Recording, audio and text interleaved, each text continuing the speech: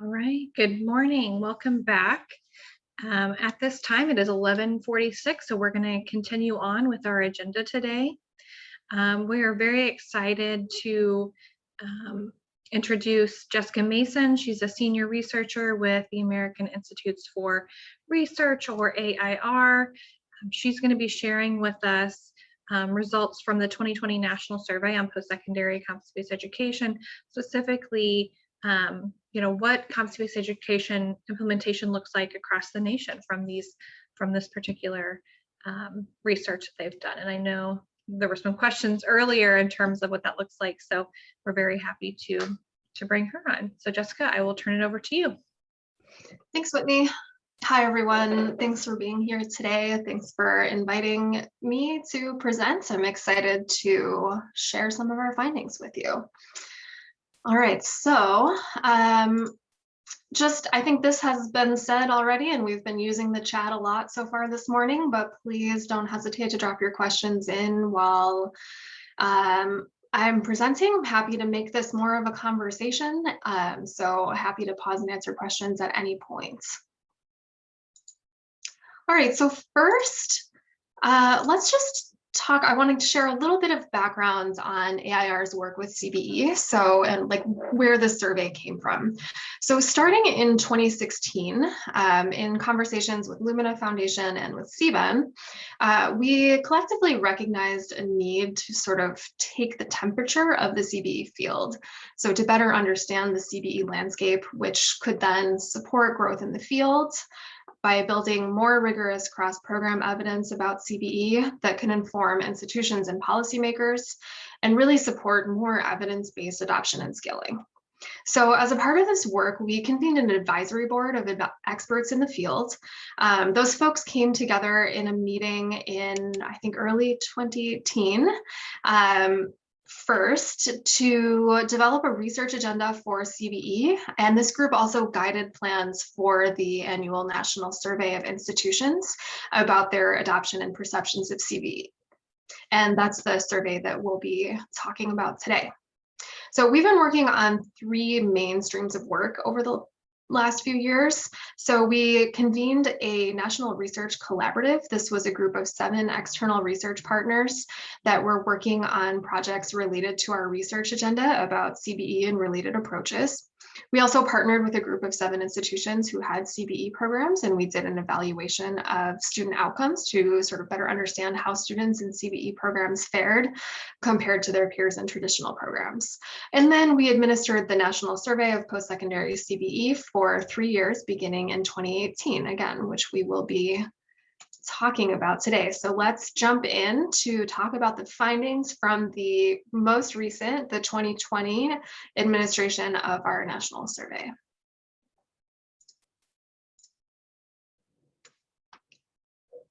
So as I mentioned, this was an annual survey that we administered starting in 2018. So we sent it in spring 2018 and 2019, and then fall of 2020. The goal of the survey was to better understand the landscape of CBE interest, adoption, and perception. So again, this kind of temperature taking or taking the pulse of the field, just really trying to understand what's going on nationally. So the latest survey that we're talking about today, we administered in fall 2020.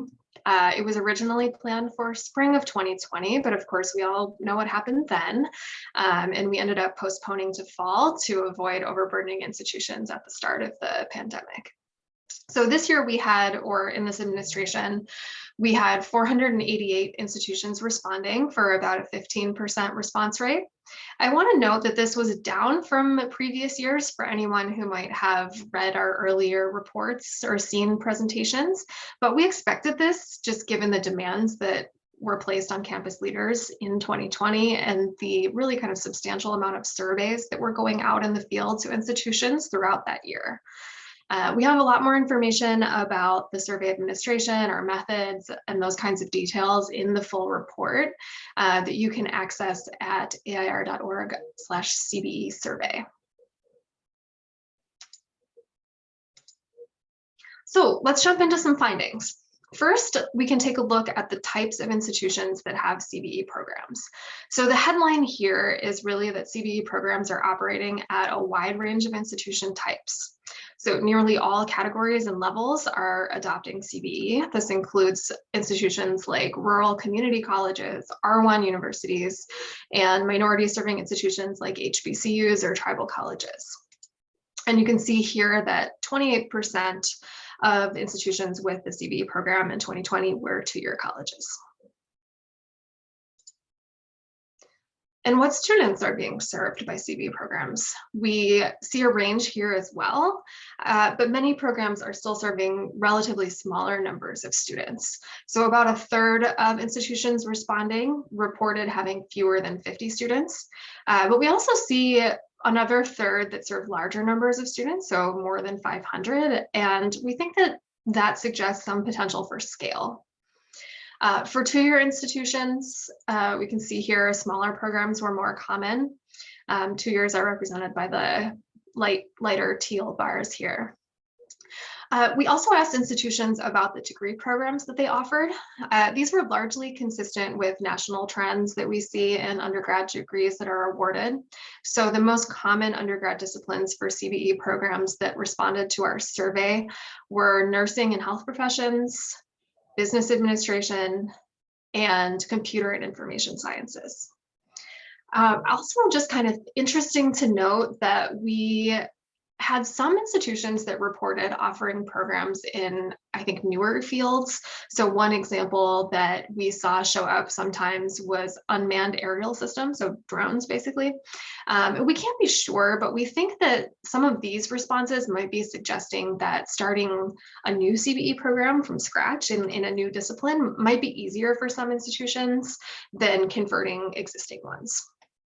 Again, that's just some speculation on our part based on conversations we've had in these responses, but it's just kind of interesting to think about.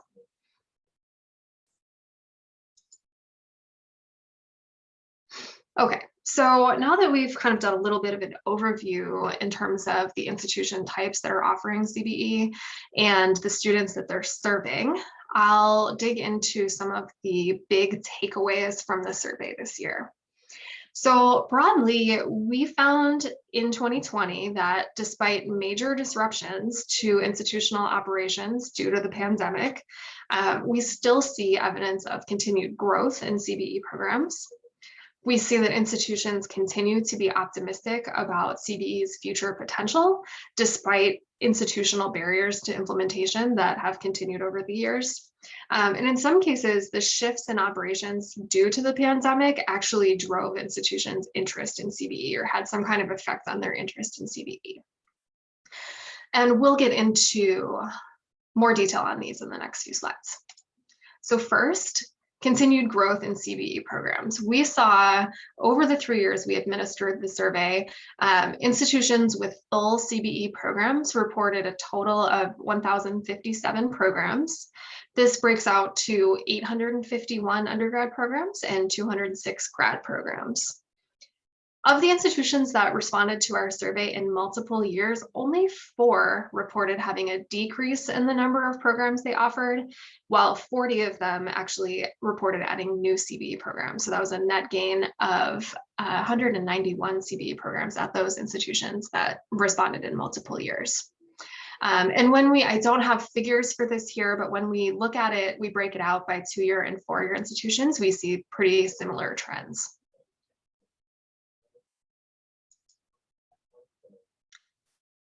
We also see continued optimism about the future of CBE. So we asked institutions to tell us what they thought or what they expected for CBE nationally in the next 5 years. You can see here 82% of institutions thought that CBE would grow nationally in the next 5 years. And this is in the face of continued barriers that exist at institutions to implementing CBE and in the midst of the pandemic. And this largely holds true for institution level. So you can see 2-year institutions here on the top bar. More than 80% of those institutions thought CBE would grow nationally in the next 5 years. And the trends look similar across adoption status or interest in CBE. So we think that's promising for the future of CBE. So I've mentioned now a few times barriers to implementation. So let's take a look at what those barriers are. And yeah, so the most common barriers that institutions reported were institutional business systems and processes. That one came up the most. So for example, IR systems or data systems that don't align well with how CBE programs work, if students are advancing at different speeds or being measured in different ways. Federal student aid regulations and processes also were a barrier. So thinking about how financial aid is tied to the credit hour, which might limit how institutions are able to structure their programs and how much they're able to move away from the credit hour as a measure of progression. Other barriers were startup costs associated with getting a CBE program off the ground and competing priority initiatives at the institution. For institutions that were interested in CBE but not adopting, another barrier that came up a lot and that we thought was interesting was a lack of on-campus expertise for developing CBE programs. So having folks that know what it's like to implement CBE who can advise is very helpful. So I think, for anyone here who might be considering adopting or scaling, if there aren't experts or folks who have experience on campus, CBEN is a great resource, as we just heard this morning. So that was one for those who were interested but not adopting. And then on the other hand, institutions also talked about what had been helpful for them. And so I wanted to note here for two-year colleges in particular, the ability to align a program to industry standards was something that they felt was helpful in supporting their implementation. Other factors that institutions across the board noted were support from institutions' leadership, which I think came up at least in the comments in the previous session, potential impact on cost to students and on student outcomes, and educational technology resources that could support implementation.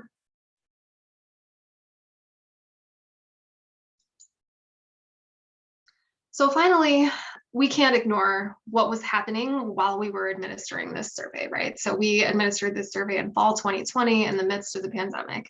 And we wanted to start to understand what effects, if any, the pandemic has had on institutions' interest in CBE or on their implementation. And so just keep in mind, this was fall 2020.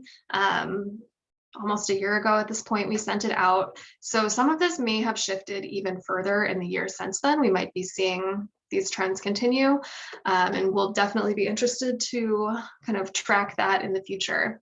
So for just over half of institutions without CBE programs, transitions that they had on campus related to COVID had at least some effect on their motivations to adopt CBE. And 59% of institutions who had a program or who were in the process of adopting reported at least some impact on their motivation to adopt or expand CBE programs on campus. For most institutions, we asked what was behind this, which of these factors might have influenced their motivation to adopt or expand CBE. So for most institutions, there was sort of a perception that there's a long-term shift in higher ed happening, a long-term shift in the landscape. And this was the most commonly reported factor for all institutions that influenced their motivation to adopt or expand CBE. And then 85% of two-year institutions in particular, I wanted to call this one out because it was such a big contrast with the 4 years. 85% of two-year institutions reported that gaining experience with online and hybrid teaching and learning models influenced their motivation to adopt or expand CBE.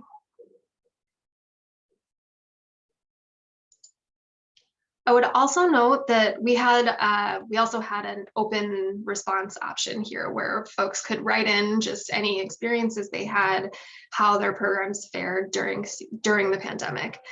So I wanted to note that a lot of institutions actually reported that they were relatively unaffected or they experienced smooth or easy transitions because they already had systems in place that were supportive of the shift to remote teaching and learning.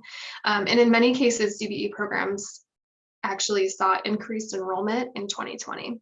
So I want to just pause for a minute on this quote from one of the institutions responding that were reflecting on how their programs fared during the pandemic. So you can see they talk about enrollment being up, faculty gaining experience with CBE and technology tools. And again, noting that the CBE program and the associated e-learning infrastructure that they had set them up for success in that environment.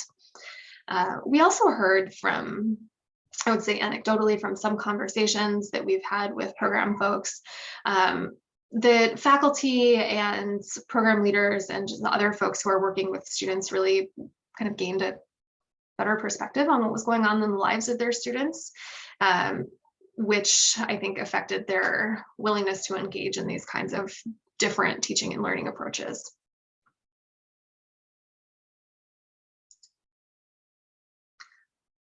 So we have a few additional points that we thought might be interesting to share with you all, beyond some of these top line findings that we have.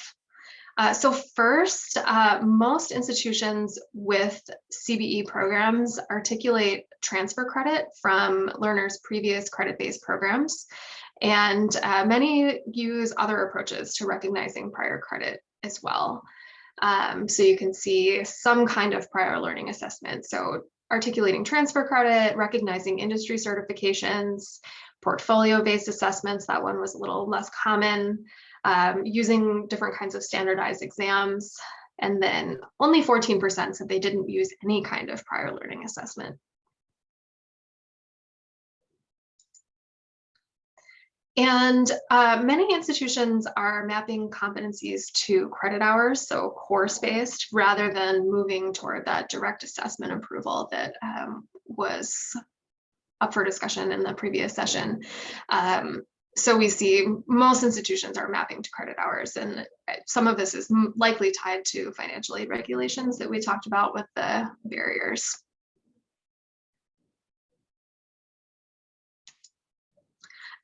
And then finally, we were interested in learning about the steps institutions took while they were planning for CBE Institute implementation. So we found there really is no single program development path or adoption pathway, but there are some activities that institutions in that planning phase sort of commonly do. So some of the most common ones were developing competencies, engaging with employers, and also engaging internal stakeholders at the institution early on to assess institutional readiness. So working with other departments like the registrar or institutional research. I also just highlighted a couple places where two-year institutions stood out in the dark blue. So they were also really likely to start developing assessments and working on selecting technology providers. These were things that were more common among those two-year respondents. And I think this speaks to the continuum of models and implementation that Tiffany was discussing earlier. There are just a lot of different ways that people go about implementing CBE in different orders, different steps that people take. We also found, I don't have this up on the screen, that a lot of institutions adopt course-based CBE. So they offer CBE in some courses, but not a full program. That was a common response when we asked just about offerings in general. All right, so this takes us to the end of the overview that I wanted to share with you all today. I hope this has been helpful in thinking about the CBE landscape overall, and would love to answer any questions that folks have. I think we have a decent amount of time left in this session. Awesome. Great. Thank you so much, Jessica. Your points really resonated with barriers that I'm hearing in Illinois, as well as movements and shifts, and why colleges are starting to be interested or are embarking on this. So again, you can post your questions in the chat. You can raise your hand and we can unmute you. I can say, while folks are thinking, I just put up our final slide here with some more information about other resources. So we if we can be a resource at all about CBE research in general, questions about data, measurement, how to do program evaluation, we have a lot of resources and products that we've put out that are designed to help folks think through evaluation, to summarize some of the research and what we're learning in the field. And those are all available on our website. So the link is there, and I will drop it in the chat as well. But it's air.org/postsec-CBE. So feel free to check out more information there. And if you have any questions, my email is up there on the screen. Happy to answer questions, to dig deeper into specific questions you might have about 2-year trends. In our full report, we have a lot of those figures broken out by 2 and 4 years, so you can kind of dig in and see if there are questions you're interested in. If there's something that isn't in the report that you had a question about, feel free to email me and we can try to pull up some specific numbers for you.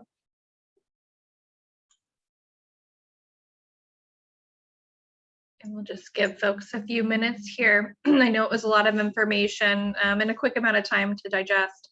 I've seen a couple of different presentations by AIR in terms of the CBE landscape, and you talked a little bit about this, but I'm wondering if you can share, and I know you might not have it available to you right this second, but I've seen a lot of data pointing to the differences in terms of CBE adoption from like for-profit institutions, both 2 and 4 year, to nonprofit, to community college, to the nonprofit 4-year.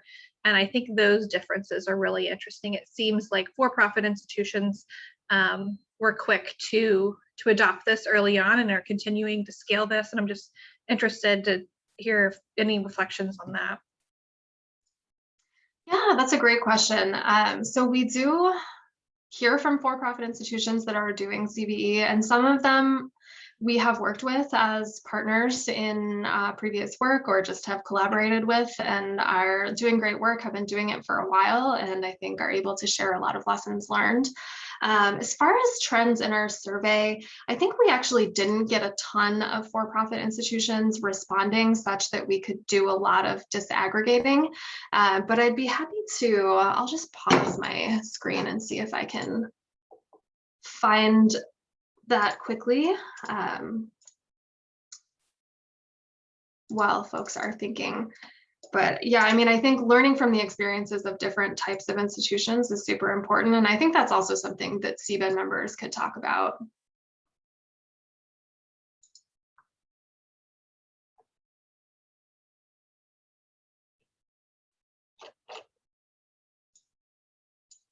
I don't have quickly at my fingers the breakdown of how many for-profits responded, but I'd be happy to look that up during the break and just share that.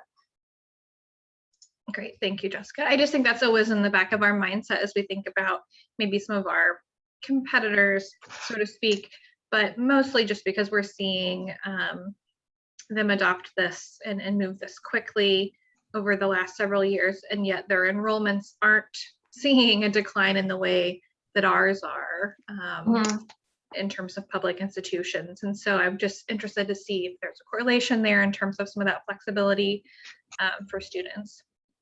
But I appreciate you sharing this with us today. It still looks like we don't have any questions. You did such a good comprehensive job sharing that information, and I'm sure folks will be checking out your resources.